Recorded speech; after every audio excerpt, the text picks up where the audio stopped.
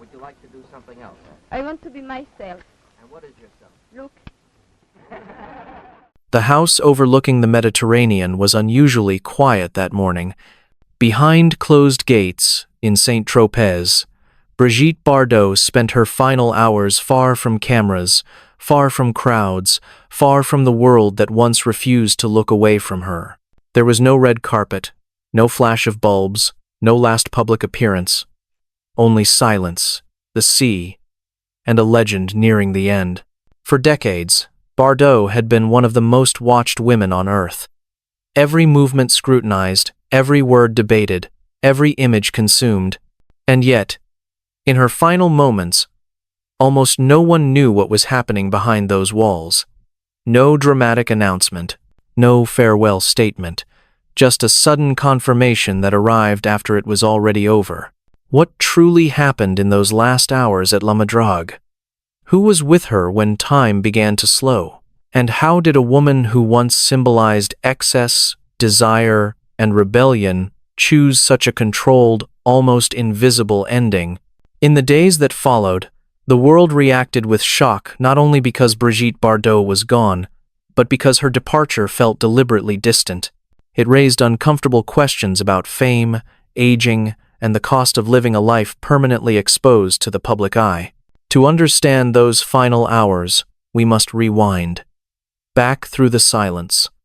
Back through the years of retreat, controversy, and isolation. And back through a life so intensely illuminated that darkness, in the end, may have felt like the only refuge. The confirmation of Brigitte Bardot's death moved across the world with a strange duality. It was everywhere, and yet it felt incomplete. Headlines announced the passing of a cultural icon, but offered few details. No dramatic timeline, no final public image, just a brief statement, a location, an age, and a name that had once dominated an entire era. In France, the reaction was immediate and heavy. News channels interrupted regular programming. Newspapers reached for archival photographs from the 1950s and 60s, when Bardot's face had come to define a new idea of femininity and freedom. Commentators spoke of cinema, of Saint Tropez, of how one woman had altered the global image of French culture. But beneath the tributes, a quieter question lingered. How could someone so visible disappear so completely at the end? Outside France, the response carried a similar tone. International media framed her death as the closing of a chapter, an icon of European cinema, a symbol of sexual liberation, a woman who walked away from fame at its peak. Yet even as retrospectives played and accolades were recited, there was a noticeable absence. Very little was said about her final days. Almost nothing about her final hours. Fans gathered in small clusters near Saint Tropez, some standing outside the gates of La Madrague, others leaving flowers at familiar landmarks tied to her image. There was no public vigil, no open procession. The silence felt intentional. For a woman who had spent so much of her life being looked at, the end appeared carefully shielded from view. Among journalists, the restraint was striking. Normally, the death of a figure of Bardot's magnitude would trigger leaks, anonymous sources, conflicting reports. Instead, the information remained tightly controlled. Statements emphasized privacy. Officials confirmed only what was necessary. The lack of spectacle became part of the story itself. That contrast is what transformed this moment from a celebrity death into something deeper. Brigitte Bardot was not just a famous actress who passed away peacefully. She was a woman whose entire life had been defined by exposure, and whose final chapter unfolded almost entirely unseen. The tension between those two realities drew people in, not with shock, but with unease. It forced a re-evaluation of her legacy. Not just who she was at her peak, but who she became when the cameras finally stopped following her. The silence surrounding her death echoed the silence she had spent decades constructing around herself. And to understand why those final hours mattered so much, it is necessary to return to the beginning, to a young woman whose rise was explosive, whose image was consumed without restraint, and whose relationship with fame would eventually push her toward withdrawal long before her body ever failed her. Brigitte Bardot was born into a world of structure, expectation, and restraint. Long before she became a symbol of freedom and excess, her childhood was marked by discipline and emotional distance.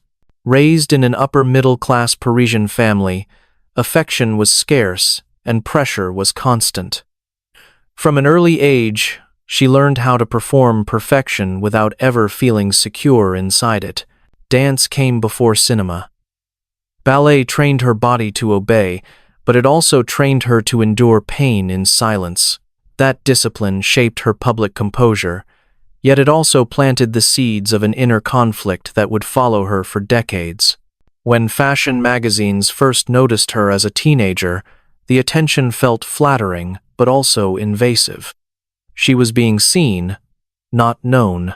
Her entry into film was almost accidental, yet its impact was immediate. By the mid-1950s, Bardot was no longer just an actress.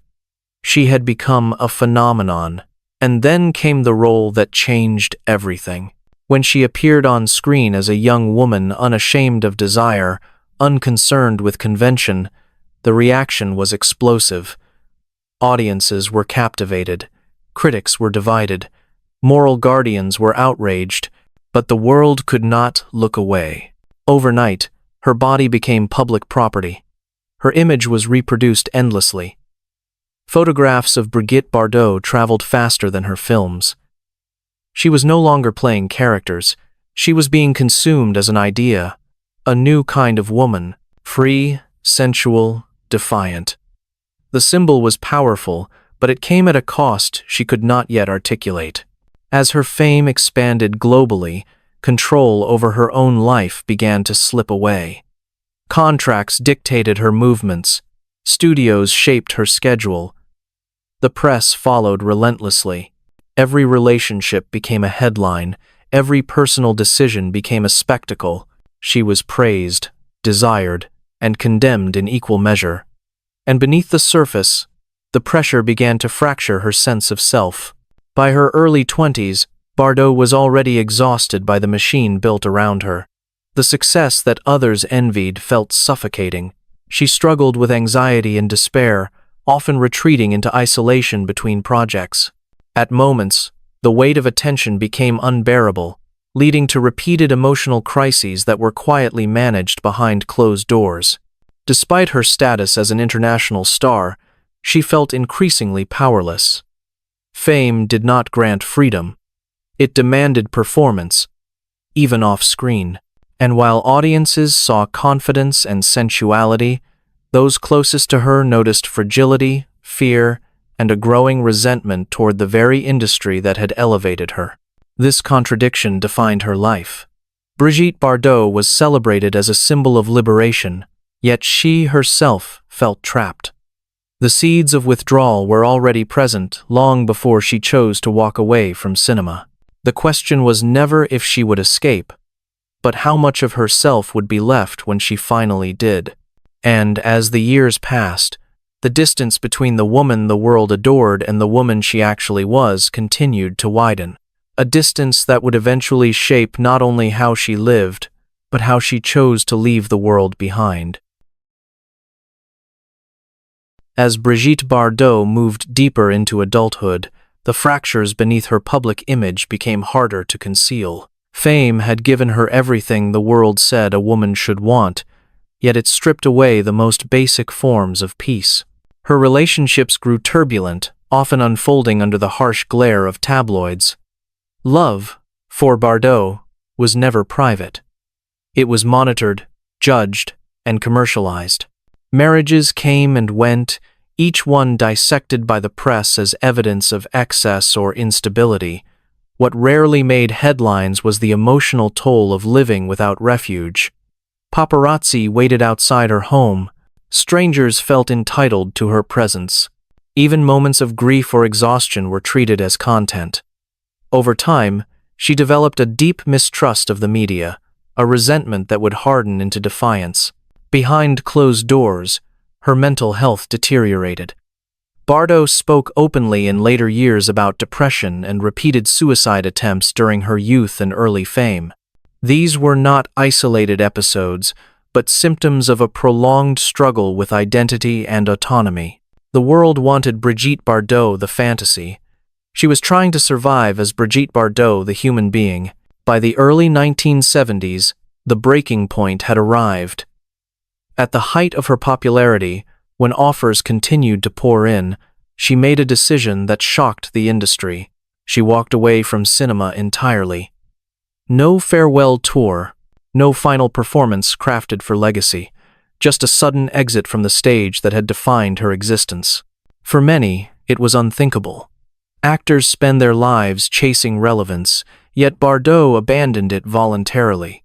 To outsiders, it looked like a triumph of independence. To those who understood her pain, it was an act of self-preservation. She did not retire to enjoy fame. She retreated to escape it. Her withdrawal marked the beginning of a second life, one defined not by applause but by solitude and conviction. Bardot redirected her intensity toward animal rights, becoming a fierce and controversial activist. This new chapter gave her purpose, but it also deepened her isolation. Her outspoken views sparked backlash, legal battles, and further estrangement from the public she had already learned to distrust. The years that followed were quieter, yet not peaceful. She lived increasingly removed from society, surrounded by animals rather than people. La Madrague became both sanctuary and fortress. The world outside continued to argue about her words and her past, while she remained firmly behind closed gates.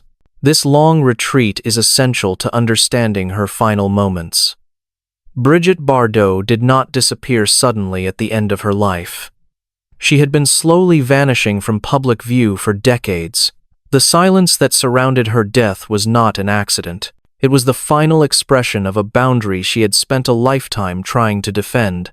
And as her health began to decline in her later years, that boundary became even more rigid. What happened next unfolded far from the noise that once defined her existence, setting the stage for the final chapter that very few were allowed to witness. In her later years, time began to narrow around Brigitte Bardot. Public appearances had long ceased, interviews were rare, and communication with the outside world was carefully filtered. Friends described her days as highly structured and deliberately quiet. The chaos that once followed her everywhere had been replaced by routine, animals, and isolation by design. Health concerns had surfaced intermittently over the years, but they were often addressed with brief statements meant to discourage speculation. Hospitalizations were acknowledged, then quickly sealed off from further discussion. Bardot had learned, decades earlier, that details invited intrusion.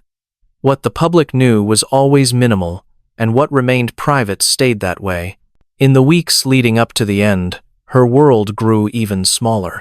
Reports later confirmed periods of medical supervision and increasing frailty, though specifics remained limited. Those closest to her adjusted schedules, visits became more controlled, and La Madrague returned to its role as both refuge and final boundary. The Mediterranean outside remained unchanged, indifferent to the slow tightening of her final days. There were no dramatic public signals, no final interview, no symbolic gesture meant to shape how she would be remembered. That absence itself was consistent with the life she had chosen. Bardot had spent decades dismantling the mythology built around her. She refused to provide the world with a curated ending. In those final days, decisions were practical rather than performative. Appointments were managed quietly. Communications were handled by intermediaries. The focus was not on legacy, but on comfort, dignity, and control. This was not the life of a fallen celebrity clinging to relevance. It was the end of a woman who had rejected relevance altogether.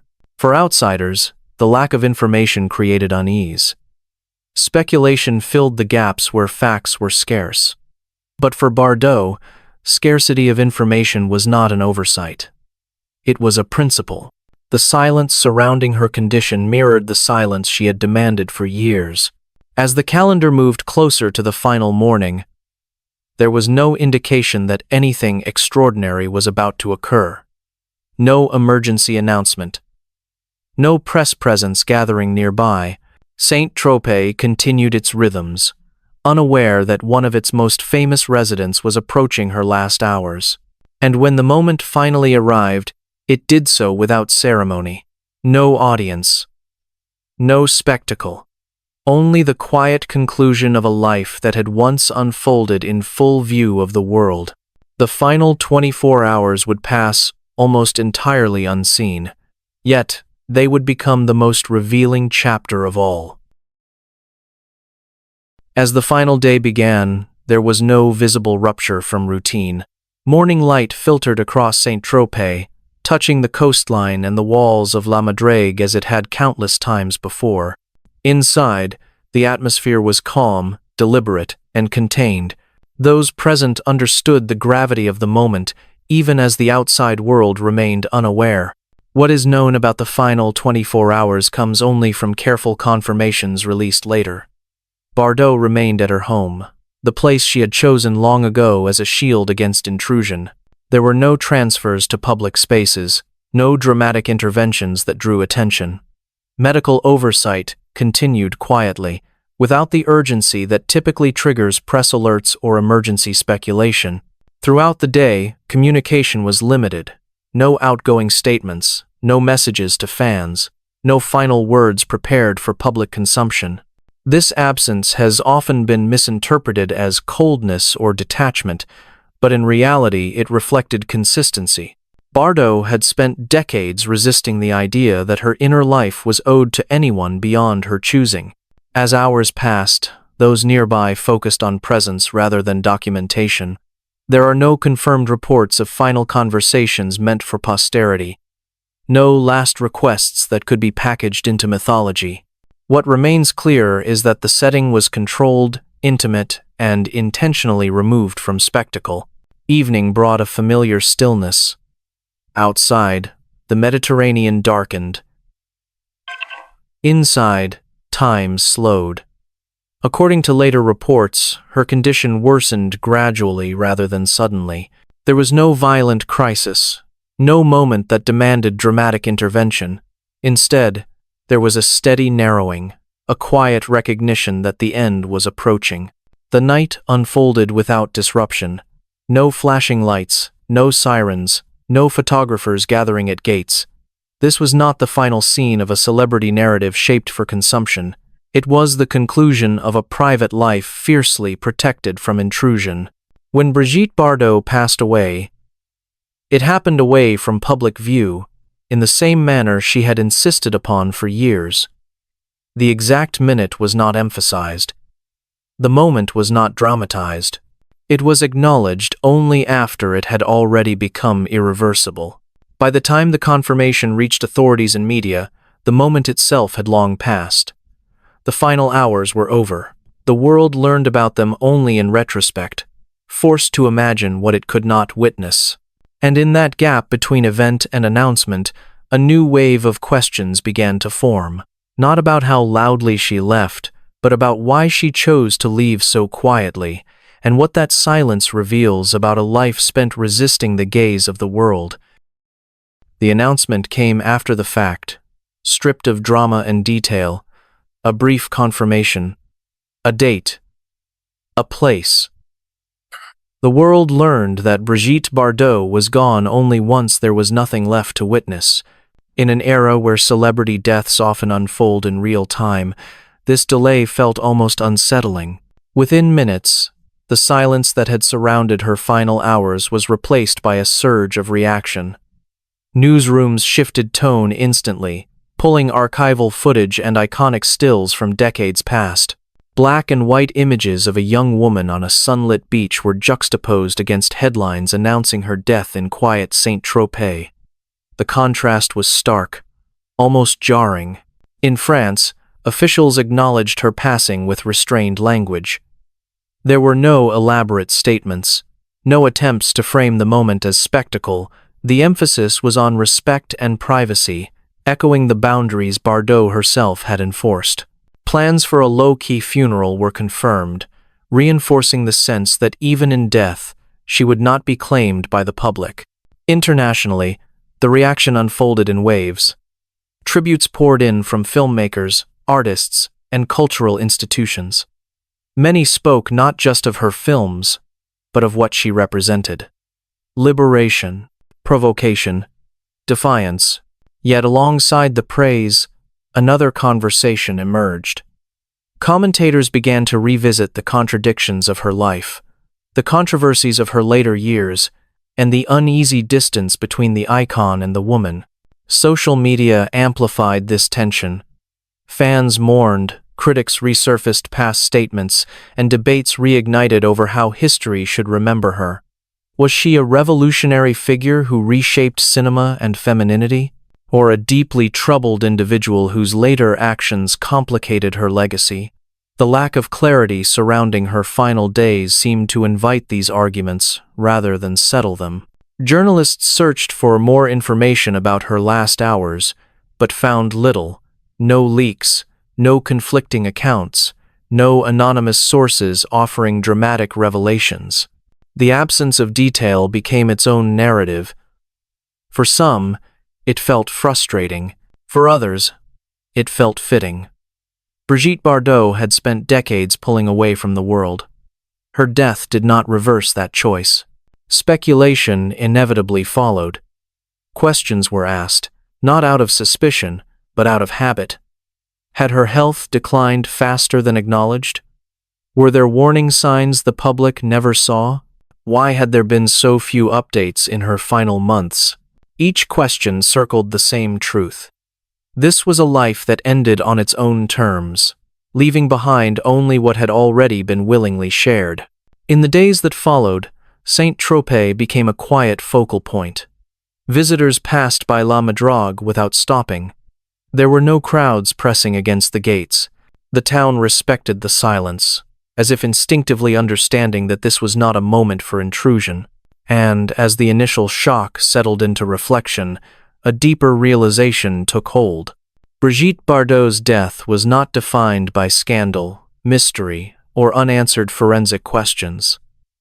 Its power came from restraint, from the deliberate absence of spectacle, from the way it forced the world to confront a legacy shaped as much by withdrawal as by fame. In the end, the final hours did not reveal a hidden secret or dramatic twist. They revealed something more uncomfortable. That a woman once consumed by the gaze of millions succeeded, at last, in stepping beyond it. What remains is not a detailed account of her last breath, but a question that lingers quietly. What does it mean to truly disappear, after a lifetime of being seen?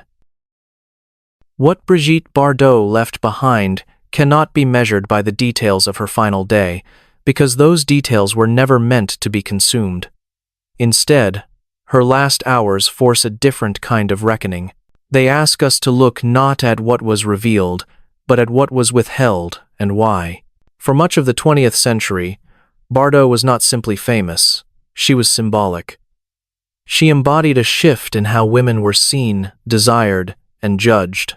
Her image helped redefine cinema, fashion, and the global perception of French culture. She became an international language spoken through photographs, film reels, and headlines.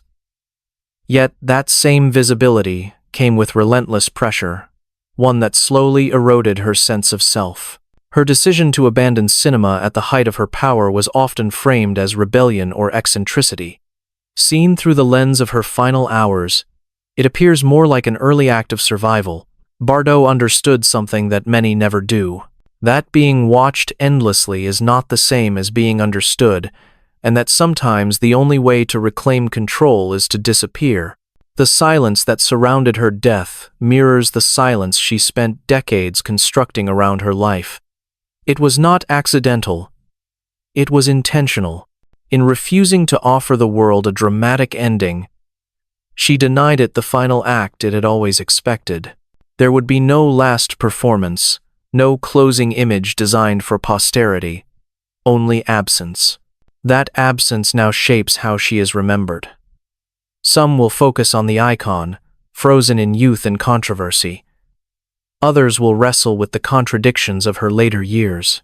But beneath both interpretations lies a quieter truth. Brigitte Bardot spent her final decades doing what she had never been allowed to do at the beginning, choosing when, how, and if she would be seen. Her final hours were not loud, tragic, or chaotic. They were calm, controlled, and private. In a world that had taken so much from her without permission, that privacy may have been the last thing she truly owned. And perhaps that is the lasting lesson of her ending. That fame does not guarantee fulfillment, that visibility can become a burden, and that there is dignity in choosing silence, even when the world demands a spectacle. Brigitte Bardot left without saying goodbye. But in doing so, she delivered a final statement more powerful than words. A reminder that the right to disappear can be just as meaningful as the right to be remembered.